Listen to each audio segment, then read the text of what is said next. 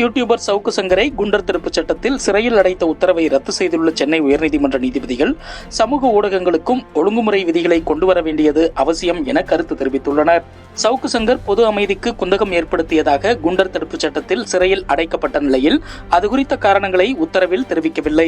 சவுக்கு சங்கர் மீது சுமத்தப்பட்டுள்ள குற்றச்சாட்டுகள் பொது அமைதிக்கு குந்தகம் ஏற்படுத்தும் அளவுக்கு தீவிரமானவையாக தெரியவில்லை. எனவே அவரை குண்டர் தடுப்புச் சட்டத்தில் சிறையில் அடைத்து பிறப்பிக்கப்பட்ட உத்தரவு உள்நோக்கம் கொண்டது என்பதால் அந்த உத்தரவு ரத்து செய்யப்படுகிறது என்று நீதிபதிகள் தெரிவித்தனர். தற்போது நாட்டில் 77வது சுதந்திர தினத்தை கொண்டாடும் நிலையில் மீண்டும் மக்களின் குரலை ஒடுக்க வேண்டுமா என நீதிபதிகள் அரசுக்கு கேள்வி எழுப்பினர்.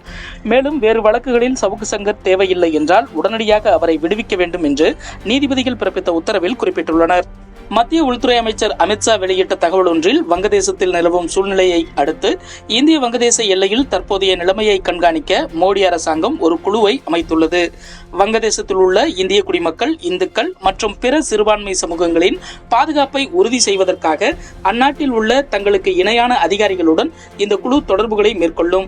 இந்த குழுவுக்கு எல்லை பாதுகாப்பு படையின் கிழக்கு மண்டல ஏடிஜி தலைமை தாங்குவார் என்று தெரிவிக்கப்பட்டுள்ளது. மும்பை கல்லூரி ஒன்றில் ஹிஜாப் அணிந்து தேர்வெழுத வந்த மாணவிக்கு தடை விதிக்கப்பட்ட விவகாரம் தொடர்பான வழக்கை விசாரித்த உச்சநீதிமன்றம் இஸ்லாமிய பெண்களை ஹிஜாப் அணிந்து வரக்கூடாது என சொல்வது போல் மற்ற பெண்களை பொட்டு வைக்கக்கூடாது, திலகம் வைக்கக்கூடாது என்று உங்களால் சொல்ல முடியுமா? அவற்றை உங்களால் தடை செய்ய முடியுமா? பெயரிலேயே மதத்தை கண்டுபிடித்து விடலாமே. அப்படியானால் அதற்கு மாற்றாக எண்களை வைத்து அழைப்பீர்களா? மதபேதமின்றி அனைத்து மாணவர்களும் இணைந்து பயில வழிவகை செய்ய வேண்டும் என்றது. அதே நேரம் உடலை முழுமையாக மறைக்கும் வகையிலான ஃபர்தா போன்ற ஆடைகளை மாணவிகள் அணிந்து வர விதிக்கப்பட்ட தடை தொடரும் என்று உச்சநீதிமன்ற நீதிபதிகள் தெரிவித்தனர். தொடர்ந்து வழக்கின் விசாரணை நவம்பர் மாதத்துக்கு தள்ளி வைக்கப்பட்டது. அமலாக்கத்துறை மற்றும் சிபிஐ தொடர்ந்த 2 வழக்குகளிலும் முன்னாள் டெல்லி துணை முதல்வர் மணீஷ் சிசோடியாவுக்கு உச்சநீதிமன்றம் ஜாமீன் வழங்கியுள்ளது.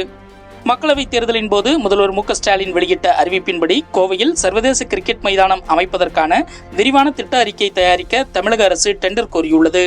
அரசு பள்ளி, அரசு உதவி பெறும் பள்ளிகளில் படித்து உயர்கல்வி படிக்கும் மாணவர்களுக்கு மாதந்தோறும் ரூபாய் 1000 உதவித்தொகை வழங்கும் தமிழ் புதல்வன் திட்டத்தினை கோவை அரசு கலைக்கல்லூரியில் முதல்வர் ஸ்டாலின் வெள்ளிக்கிழமை தொடங்கி வைத்தார். அப்போது பயனாளி மாணவர்களுக்கு டெபிட் கார்டுகளையும் அவர் வழங்கினார்.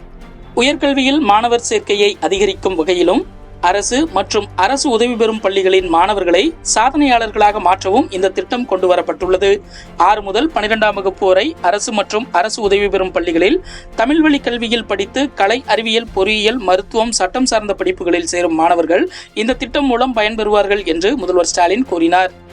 கோவை உக்கடத்திலிருந்து பொள்ளாச்சி, பாலக்காடு பகுதிகளுக்கு விரைந்து செல்லும் வகையில் ரூபாய் 481.95 கோடி மதிப்பீட்டில் ஆத்துப்பாலம் முதல் உக்கடம் சந்திப்பு வரை 3.8 கிலோமீட்டர் நீளத்துக்கு கட்டப்பட்ட மேம்பாலத்தை முதல்வர் ஸ்டாலின் வெள்ளிக்கிழமை திறந்து வைத்தார்.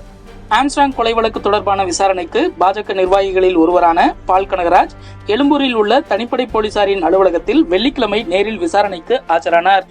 பாரிஸ் ஒலிம்பிக் ஈட்டி எறிதல் போட்டியில் வெள்ளிப்பதக்கம் வென்று தொடர்ச்சியாக அடுத்தடுத்த 2 ஒலிம்பிக் போட்டிகளில் பதக்கம் வென்ற இந்திய தடகள வீரர் என்ற வரலாற்று சாதனையை படைத்துள்ளார் நீரஜ் சோப்ரா.